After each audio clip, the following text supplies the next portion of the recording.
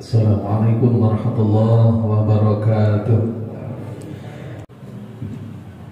Innal hamdalillah nahmaduhu wa nasta'inuhu wa nastaghfiruh wa na'udzu billahi min shururi anfusina wa min sayyiati a'malina. May yahdihillahu fala mudilla lahu wa may yudlilhu fala hadiya lahu. Asyhadu an la ilaha illallah wahdahu la syarika lahu wa asyhadu anna Muhammadan 'abduhu wa rasuluhu la nabiyya ba'dahu. Allahumma shalli wa sallim ala sayyidil mursalin sayyidina Muhammad ibn Abdillah wa ala alihi wa ashabihi wa man tabi'ahu ila yaumil qiyamah. Amma ba'du, fa ya ibadallah, usini wa iyyakum bi taqwallah faqad fazal muttaqun. Wa qala Allah ta'ala fi kitabihil karim, a'udzu billahi minasy syaithanir rajim. Bismillahirrahmanirrahim. Faman kana yarju liqa'a rabbih falyamal 'amalan shalihan wa yusyrik bi ibadati rabbih ahada. Wa qala aidan wa takum minkum ummatun yad'una ilal khairi wa ya'muruna bil ma'ruf wa yanhauna 'anil munkar wa ulaika humul muflihun. Shadaqallahu 'azim wa shadaqa rasulul karim wa nahnu 'ala dzalika minasyahidin wa syakirin walhamdulillahi rabbil alamin. Hadirin sidang Jumat Masjid Baitur Rahmah rahimahullah, puji dan syukur hanya milik Allah. Kenapa kita muji Allah? Karena Allah lah tempat pujian, Allah lah pemilik segala pujian. Manusia tidak sepatutnya ingin dipuji, sekalipun itu sifat manusiawi. Tetapi pujian-pujian itu akan kembali kepada Allah. Karenanya dalam Quran, dalam kalimat hamdalah, kalimatnya alhamdulillah, segala puji bagi Allah. Kita bisa ibadah, segala puji bagi Allah. Kita puji Allah. Kita bisa taat kepada Allah, segala puji bagi Allah. Kita bisa sedekah, segala puji bagi Allah. Maka jangan pernah mengharapkan pujian yang lain kecuali pujian Allah. Karena kalau kita beramal ingin dipuji bukan oleh Allah, amalnya tentu bukan dibalas oleh Allah. Karena yang kita harapkan bukan pujian Allah. Maka beramallah karena ingin dipuji Allah. Kalimatnya alhamdulillah. Puji syukur bagi Allah yang telah mentakdirkan kita menjadi seorang muslim. Allah membimbing kita, Allah mengajak kita, Allah menunjukkan kepada kita jalan agama yang benar. Inna dina indallahil Islam. Tidak ada jalan lain lagi yang membuat, yang menjamin kita hidup bahagia, yang kita yakini dunia dan akhirat, kecuali Islam. Inna dina indallahil Islam. Maka tetaplah kita berada pada Islam, tetaplah Islam yang terus akan membimbing kita sampai akhir hayat kita, kita terus muslim. Allah menyebutkan wattaqullaha haqqa tuqatih. Takwa itu harus sebenar-benarnya takwa. Lalu wala tamutunna illa wa antum muslimun. Allah pesan sama kita, wala tamutunna, jangan pernah sekali-kali kalian mati illa wa antum muslimun, kecuali kalian berada dalam muslim, berpasrah diri, berislam kepada Allah Subhanahu wa taala. Mudah-mudahan Allah mengampuni kita, mudah-mudahan Allah selalu membimbing kita dalam Islam. Amin amin ya rabbal alamin. Selanjutnya salawat dan salam semoga Allah limpahkan untuk junjungan alam Nabi besar Muhammad sallallahu alaihi wasallam, keluarga, sahabat, tabi'in, tabi'in dan seluruh umat beliau, termasuk kita yang hadir, dan kelak di yaumil akhir, di yaumil jaza. Mudah-mudahan kita termasuk orang-orang yang mendapatkan syafaatul uzma dari Rasulullah sallallahu alaihi wasallam. Amin ya rabbal alamin. Hadirin rahimakumullah, selaku khatib saya berkewajiban mengajak diri pribadi, mengajak semuanya yang hadir di tempat ini. Mari kita tetap tingkatkan iman dan takwa kita kepada Allah. Kenapa harus ditingkatkan? Karena kalau iman gak ditingkatkan, iman tuh yazidu wa yanqus. Kadang dia ada, kadang dia tidak ada. Kadang dia bertambah, kadang dia berkurang, sesuai situasi. Ada orang yang diberi masalah oleh Allah, imannya malah berkurang. Tapi ada orang lain diberi masalah oleh Allah, imannya malah nambah. Sama seperti ada di antara kita diberi nikmat oleh Allah, imannya nambah. Tapi ketika diberi nikmat, ada pula orang yang diberi nikmat oleh Allah, makin nikmat, makin hebat hidupnya, makin subur hidupnya, malah makin jauh dari Allah Subhanahu wa ta'ala.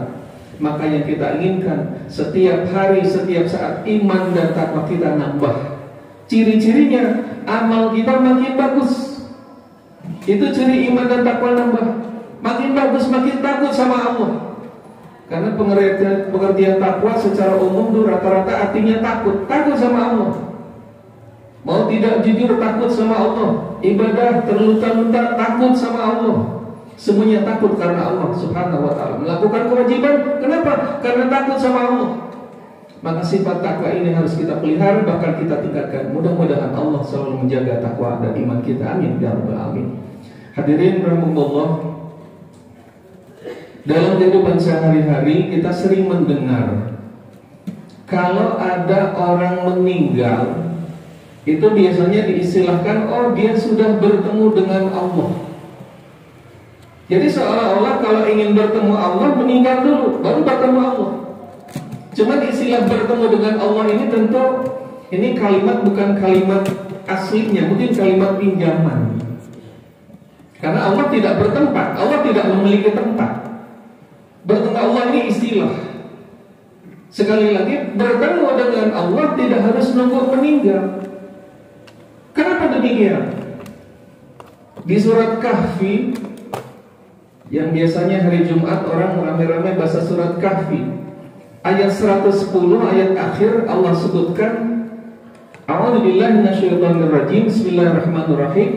Faman kana yarju liqa'a rabbih falyamal 'amalan shalihan wa la yusyrik bi'ibadati rabbih ahada. Kalimat ini terkenal sekali, dia berada di surat Kahfi terakhir.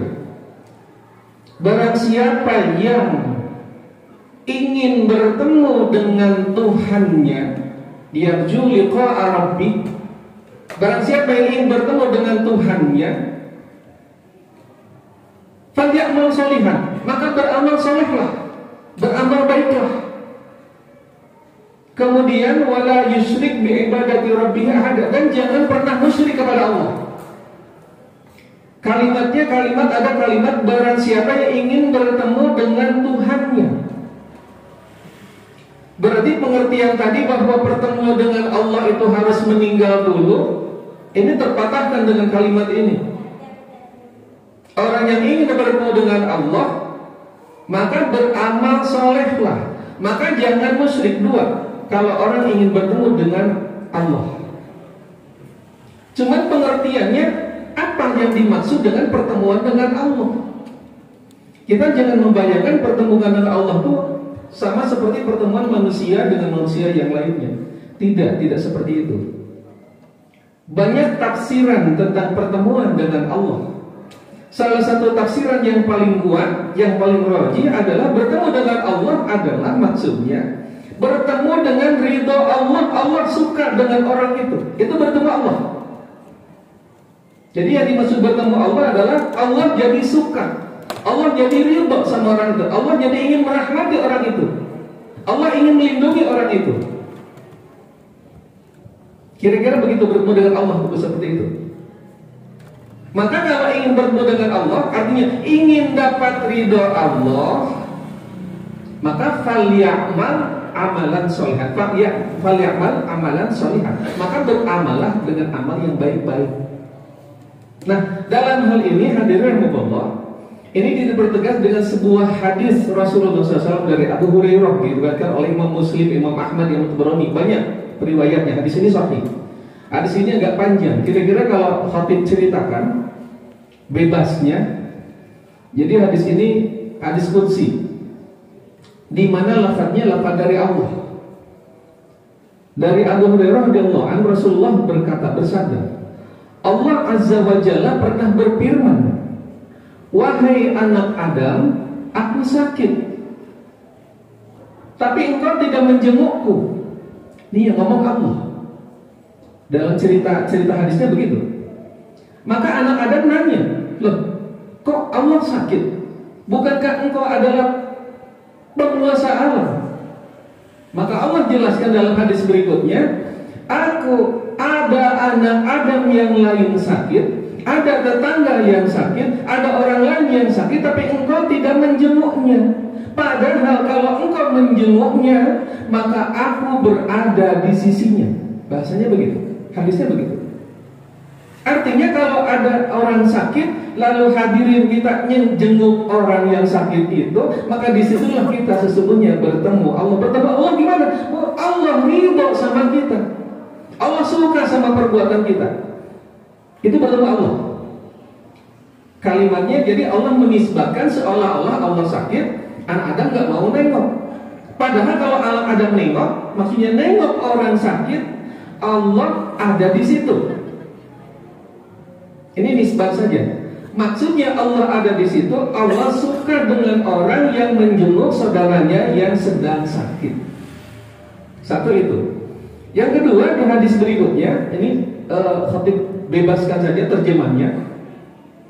Allah berfirman, wahai anak Adam, aku lapar, aku minta makan.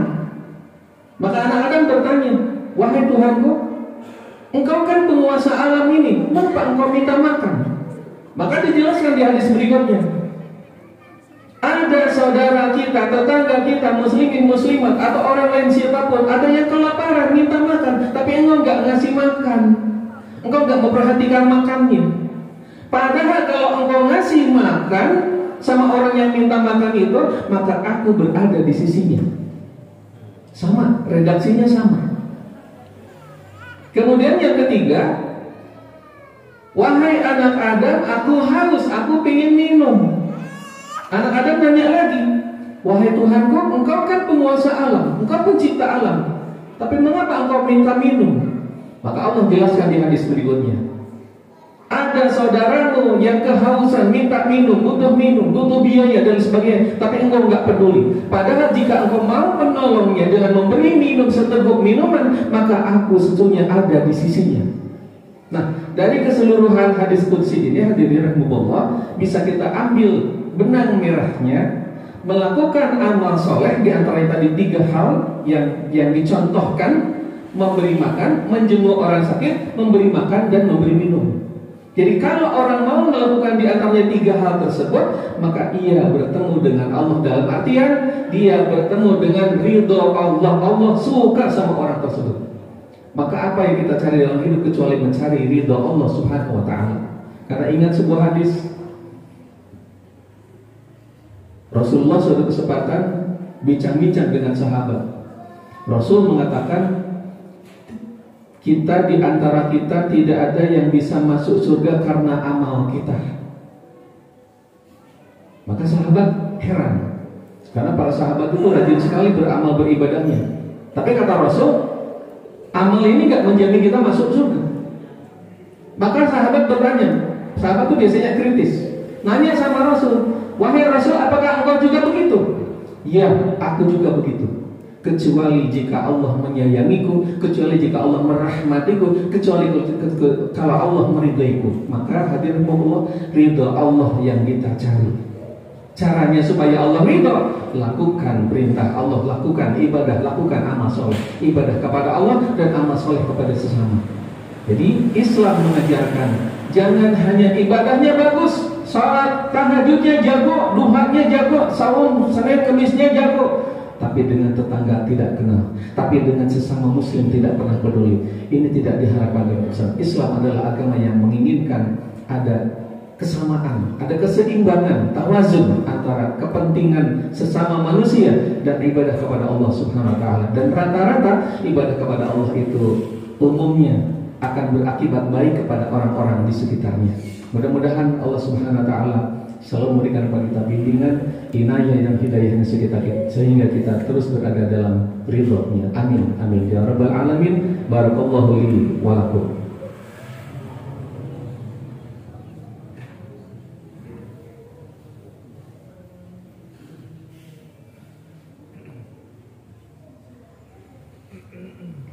Alhamdulillah, asyhadu an la ilaha illallah, asyhadu anna Muhammadar Rasulullah. Allahumma shalli ala sayyidina Muhammad wa ala ali sayyidina Muhammad amma ba'du fa ya ibadallah usini wa iyyakum bi taqwallah faqad faza muttaqun.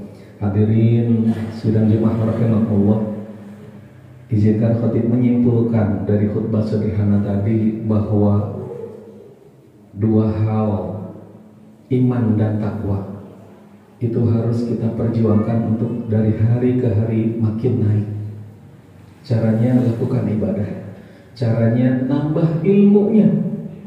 Ibadah ini perlu ilmu, nambah ilmu Islamnya. Dengan ilmu kita tambah termotivasi untuk ibadah. Dengan ilmu kita makin tahu mana yang seharusnya kita lakukan. Kemudian bahwa pertemuan dengan Allah itu bisa jadi artinya menemui Allah dalam artian Allah menjadi ridho, Allah menjadi suka sama orang itu. Kalau yang bertemu Allah maka lakukan amal-amal soleh, amal kebaikan sebisa kita. Karena kita potensinya beda-beda. Ada yang jago sedekah tapi nggak jago yang lain. Ada yang jago tahajud tapi nggak jago yang lain. Mari masing-masing kita punya tren masing-masing untuk ibadah. Untuk itu mari kita terus belajar Islam, kita terus semangat berislam. Lakukan, insya Allah mudah-mudahan Allah meridhai kita selama hidup kita sampai akhir hayat. Amin, amin ya rabbal alamin. Untuk itu hadirin, mari kita sama-sama berdoa kepada Allah, mudah-mudahan Allah kabulkan doa-doa kita. Allahumma ighfir lil mu'minin wal mu'minat wal muslimin wal muslimat al ahya'i minhum wal amwat. Allahumma izzal islam wal muslimin wa ahlikal kafarata wal zalimin wa ahlikal kafarata wal zalimin wa ahlikal kafarata wal zalimin bi rahmatika arhamar rahimin innaka ala kulli syai'in qadir. Rabbana la tuzigh qulubana ba'da idh hadaytana wa hab lana min ladunka rahmah innaka antal wahhab. Allahumma a'inna ala dzikrika wa syukrika wa husni ibadatik. Rabbana atina fid dunya hasanah wa fil akhirati hasanah wa qina adzaban nar walhamdulillahi rabbil alamin. Ibadallah innallaha ya'muru bil ihsani wa ita'i dzil qurba wa yanha 'anil fahsya'i wal munkari wal baghi ya'izukum la'allakum tadhakkarun. Wa la dzikrullahi akbar. Astaghfirullah li wa lakum.